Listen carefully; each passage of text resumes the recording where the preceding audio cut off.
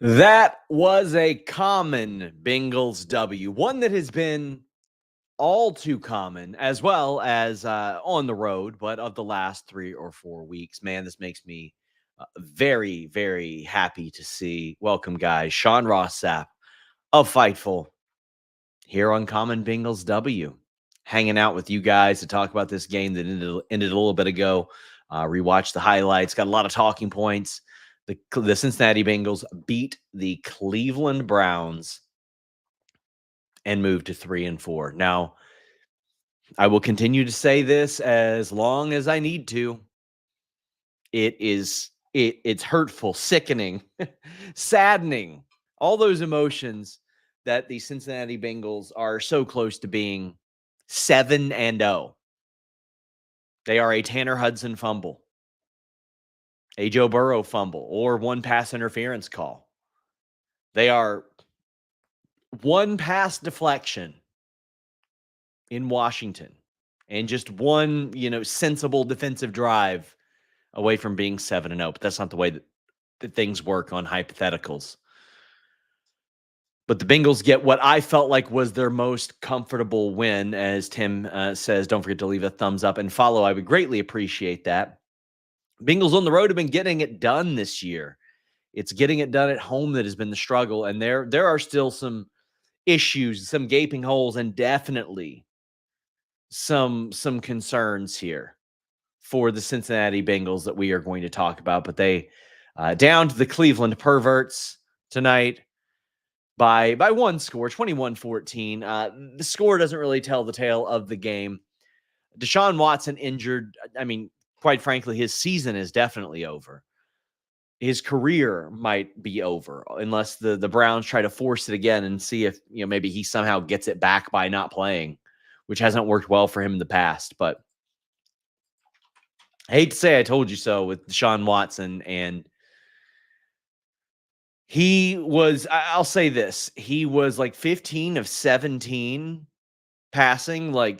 So they weren't doing anything worth a damn. They weren't moving the ball or anything like that. But him completing 15 of 17 passes after he had completed 11 of 12 in the second half last week was about as good as you're going to get from him. Accurate, but not really moving the ball much. The running game could not get going for the Cleveland Browns, even with Nick Chubb. Nick Chubb, despite the touchdown, was just, he wasn't good. And that's okay. I mean, that man had a horrific injury happen to him last year. I don't expect him to come back and average 5 or 6 yards a carry like he was before. But Deshaun Watson is no longer a winner. There had been no evidence of him being such in quite some time. I often bring up how, in UFC, they will reward inactivity. They will reward you for, maybe you beat somebody that becomes champion, but you haven't fought since they beat you in a rematch. They'll just give you that match. And that was Deshaun Watson. Deshaun Watson got rewarded for inactivity. The Cleveland Browns were so desperate to be relevant at the quarterback position that a guy that did not play at all in 2021 will now see his third straight season of not seeing 8 games. And they owe this guy in the almost 80 million. It's like 70 something million guaranteed the next 2 years. Now, I believe that, and here's how I feel. I believe that there should be a system set up to where maybe as far as cap goes, there's some flexibility with guarantees, but the money should be guaranteed. And they are showing right now why the NFL does not want to give guaranteed contracts. Deshaun Watson is the poster boy. So not only did Deshaun Watson, do this and all the outside the football field stuff that people don't like him for, he is going to be the poster child when the NFLPA and the NFL go to collective bargaining and the NFLPA wants more guarantees. The NFL owners are going to point to Deshaun Watson and say, well, look what the Browns did. The Browns fans were cheering Deshaun Watson getting hurt, knowing that third string Dorian Thompson-Robinson was coming in, who would promptly throw 2 picks. And I think the Browns fans probably preferred him. Man. Joseph says any other team would have gotten rid of Deshaun on the spot. Garrett called out fans for booing Watson. I mean, I understand that. I understand that from Myles Garrett's perspective, and he is a team player. And listen, there, I would love to have Myles Garrett on my team. I know that much. But let's talk about this game. Let's talk about right out of the gate how good I was feeling about this game. So I have talked at length about Charlie Jones. He had 1 kick return today. It went 100 yards for a touchdown. It's pretty nice. I'll take that. I'm happy with that. Now, his punt returns went for an average of about 10. I think his long was 23. My issues with him as a punt returner have been the same with Trent Taylor. You'd see him do a backflip, a cartwheel, an Axel Foley, Beverly Hills Cop shoulder roll. He spins around. Anything besides just moving forward. I understand that's a lot of momentum coming your way that you have to dodge. He'll run sideways up the field, literally anything but getting those 3 or 4 extra yards. And it just doesn't seem to happen for him. But this was an explosive, unbelievable, highlight reel return that immediately put the Bengals in the position that they love to be. And Zach Taylor loves it too.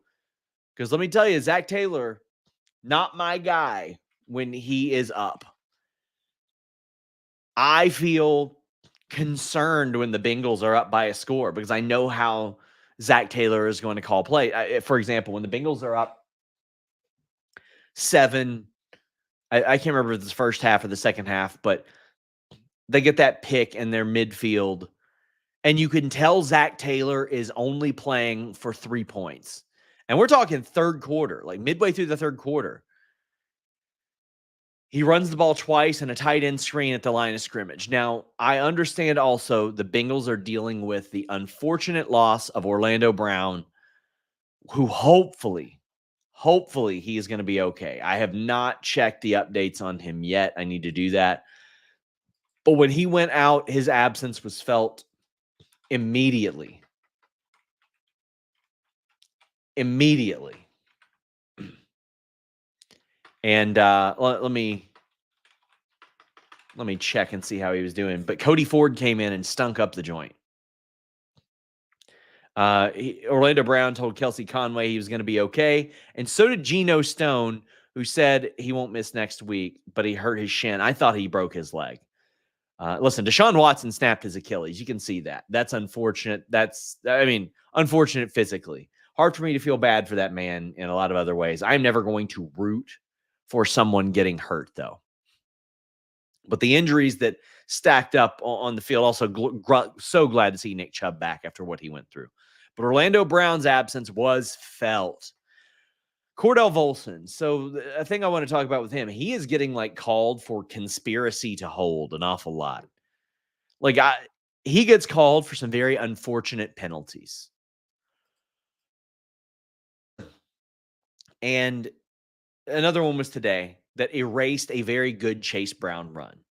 Now, there were a couple of things that he needs to work on, and that is stepping on his quarterback's leg and foot, which is a thing that he's, had to deal with a lot. But I feel like a lot of those situations where, one, you don't have Orlando Brown in, and two, you got a guy that steps on you, leads to Joe Burrow fumbling a lot more this year than he has in the past. He fumbled, and it was recovered pretty quickly by the Bengals. He's fumbled as much this season as his last 18 games. There were some throws that just weren't good, but then there were some throws that were really good, and I'll let you guess who the 2 guys that his really good throws were to. Fellas by the name of Jamar Chase and T. Higgins. And the more I watch T. Higgins, the more I'm like, they got to find a way, man. They got to figure something out. You draft for players like him.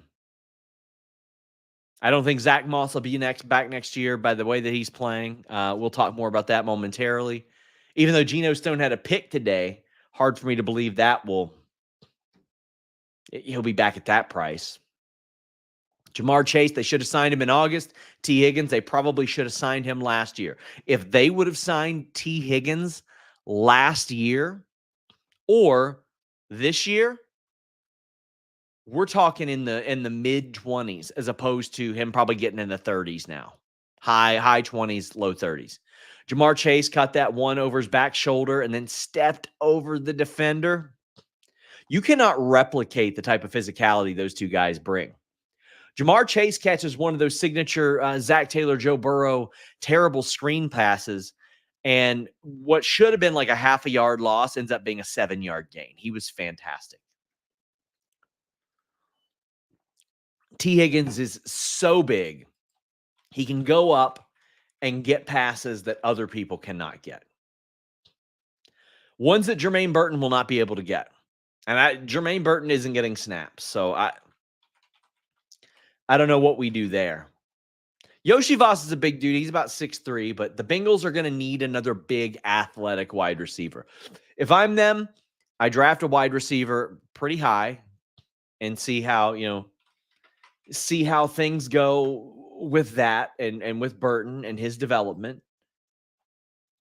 And then I would also probably see, what's up with Tyler Boyd, because he'll probably be available at a fraction, even though he had his best game as a Titan today. It was like 5 receptions, 43 yards, but hard for me to believe they'll bring him back at that price as well. You might be able to get him at a reduced price, and you got a guy that you're familiar with and that Joe Burrow likes an awful lot. Moss can block. He can catch passes. That man cannot run. I thought that Zach Moss had a very good opening week. You got to feed the ball to Chase Brown more. They had him run the ball 3 times. 3 times. Now, you can get a decent running back late in the draft. We have learned that. You can find a running back that can give you more than, as I'm looking here, it's just decreased.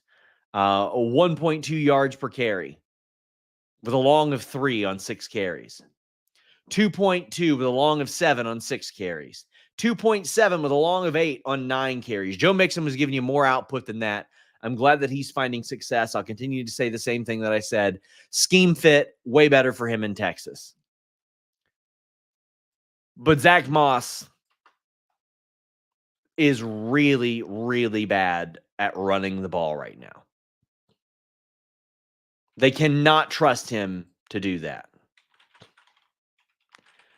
At this point, I would honestly much rather see Travion Williams get runs than I would Zach Moss.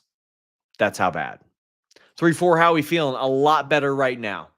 A lot better right now. I'd like to see them piece it together and put together a cohesive game where the offense and the defense work together well. Joe Suppose it says it was the first half because the Cincy led 7-6 at the half. Well, they were up. I can't remember what situation they were up in, but it was third quarter when I know that they ran the ball twice and did that tight end screen. All had 1 target today.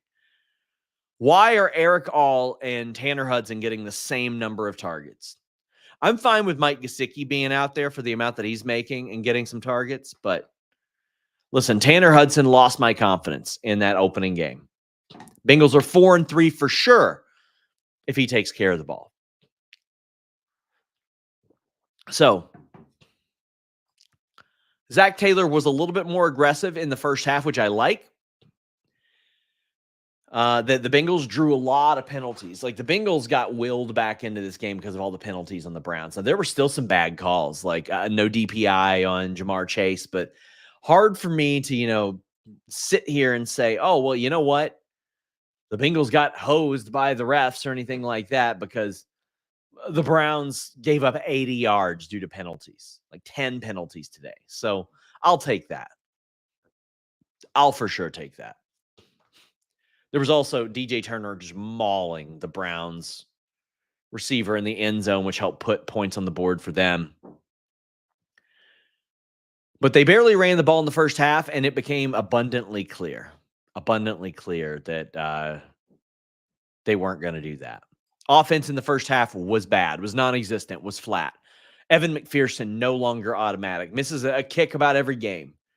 I know it was 50 yards with the sun in his eyes. Well, you know what? Get to a position where the sun ain't going to be in his damn eyes. Or just go for it there. He is no longer reliable in that situation. Hopefully he gets there. I love the Bengals going for it on fourth down in that first half, even though they didn't get it. Let's talk. Also, Ryan Rico could be a lot better. Let's talk about some great stuff. The Bengals defense. I don't know what kind of fire Mike Hilton lit underneath them, but I'll tell you what is abundantly clear. Outside of when the quarterback runs the ball and the Bengals are like, what? You're allowed to do that? Sheldon Rankins, BJ Hill, McKinley Jackson, Chris Jenkins. They get it done, my friends. Didn't hear anybody crying about DJ Reader this week. Didn't see anybody talking about DJ Reader this week. Didn't see him talking much about him last week. All due respect to DJ Reader. DJ Reader's playing about 45% of the snaps right now in Detroit. Meanwhile, the four fellas I just mentioned giving up, 2 yards a carry to Nick Chubb, 2.5 to Donta Foreman, Pierre Strong about 2, and Deshaun Watson didn't take off at all. Now, Dorian Thompson-Robinson did. Secondary needs a little bit of work still. Dax Hill being gone, it sucks. It sucks. Geno Stone, it seems like he'll be okay. Not ideal. I thought he broke his leg there. It's funny because I went back and looked at the Geno Stone interceptions, and I tweeted this a while back. I was like, I looked at his interceptions, and they all looked like they were on some of the worst passes I've ever seen. And today's was too. It was on one of the worst passes ever. But when Geno Stone gets a hold of that ball, it could go another 40 yards, and that's the benefit. Let's talk about Sam Hubbard, who a lot of people were talking about cutting at the end of the season. At the very least, a pay cut. That man was all over the field. 3 solo tackles, a sack, a TFL, a pass deflection, 3 quarterback hits, and an interception for Sam Hubbard. That's the guy. That's the guy that got that contract. That's the man. Sheldon Rankins, a guy that a lot of people say, like, oh my God, he can't possibly fill in for DJ Reader. Guess what? He got a sack today. He got a TFL today. He got a QB hit today. Miles Murphy with a phenomenal pass deflection. Cam Taylor-Britt, much more improved. He gave up a TD. That sucks. By the way, get your chats in. We would greatly appreciate it. Trey Hendrickson is all world. 2 sacks, 2 TFLs, a pass deflection, 5 QB hits. This team was getting after it. I mean, listen, the Bengals had to punt the ball 8 times today. 8 times today, and they still won this game. Cleveland had to punt the ball 7 times. I don't even know how the math works on that. That the Bengals win by 7, score 21, and had to punt the ball more than Cleveland. Unreal. Pratt was all over the field as well. I think he had like 13 tackles. Logan Wilson was doing his job. Mike Hilton was doing his job. Bengals had 8 pass deflections, 11 QB hits, 4 sacks. If the Bengals can give you 4 sacks in a game, they're probably winning the game. But if they add 5 TFLs on top of that, oh man. It's wild. I mean, definitely last week's offense was completely different than the 4 prior games. But this defense is a defense that we hadn't seen since, okay, well, now we've seen it about 3 games because they did fine against the Patriots as well, which, by the way, that loss looks even worse. They're like 1-6. They're horrible. They're ass. They suck. So bad. But Ang says, we need to get more balance across the team, put games to bed earlier. I am with you here. Says, I still get nervous in the fourth with a lead. We can see improvements and good wins today. So, because the Bengals are cowards, and by that I mean Zach Taylor's play calling. Zach Taylor plays to not lose games. He does not play to win games. And that is what puts the Bengals in this predicament. Because everybody game plans for that. If the Bengals are up 7, you know what they're doing. A screen pass and a couple of runs to try to get into field goal range, and they're probably not going to do it. You know, Joe Burrow is going to probably hold on to the ball too long and get sacked right at midfield.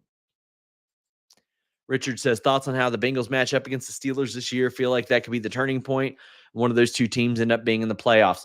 I actually think that last week's game was a great way to prepare for this week's game, and the last 2 weeks are a great way to prepare for the Steelers game. Now, I feel, one, that Justin Fields is probably not as good as everybody thinks he is right now. And I think that Russell Wilson, at least as based on what I saw last year, is better than what people think he is. Now, I don't know if that discrepancy meets somewhere, you know what I mean? But assuming Russell Wilson starts tonight, which I expect them to win tonight. I expect them to beat the Jets, but maybe this is assuming Devonta Adams is there with Rodgers. What did Devonta Adams get traded for, by the way? What'd they send? Conditional 3rd round pick. Okay, conditional. Enjoy this win. The Eagles are going to be a pain. It could be. Certainly could be. I've not felt bad about that game, seeing how the Eagles were playing, but how'd they do today? As I look at things, they're 4-2 now. I mean, listen, man, Saquon Barkley running the ball like that. Ooh, listen, I would love to see them test the D line with Saquon Barkley. I'm feeling good about the Bengals D line there. I'm feeling really good about that. AJ Brown, though, man, he's going to be tough for the Bengals to cover. Cleveland fan here. That was undisciplined play from the Browns. The flag differential was ridiculous. At least I won the last quarter in squares today. Yeah, that's why it was hard for me to not to be upset over the missed DPI call. I'm like, listen, Browns have given us so much today. Given us so much. Tim says, jealous of the Bengals fans. As a Viking fan myself, we took our first loss, and now everybody's predicting they will finish 4th in our division. I mean, this whole season for the Vikings has went from a throwaway to, oh my God, they're probably going to make the playoffs. And they hung right there with the Detroit Lions, man. They are right there with the Lions. Israel says, any update on the Burton situation? Let the man even play with his attitude problems. Yeah, as long as it's not a hindrance to the team, for sure. 3-4, how are we feeling? I'll feel a lot better if we're 4-4. If the Bengals beat a good team next week, then I'll feel good. I know one thing. The Cincinnati Bengals next year better have the most prepared training camp and preseason that they have ever had. Because they have been woefully unprepared. They have a game next week against the Eagles that could be very tough. Then they play the Raiders. Then they go on the road against the Ravens, a team that they hung right in there with, and they have been good on the road. We'll see how all this goes. Felt good about this game. The Eagles are NFC East champs by default. There you go. And yes, Israel, Joe does need to play 1 to 2 quarters every preseason game next year. Yep. Team needs to be in better shape. Absolutely. And that Ravens game is a Thursday. I'm supposed to stream it for DraftKings. I'm supposed to do something with them, I believe, for that game. Guys, follow me at Common Bengals W. Until next time, I'm out.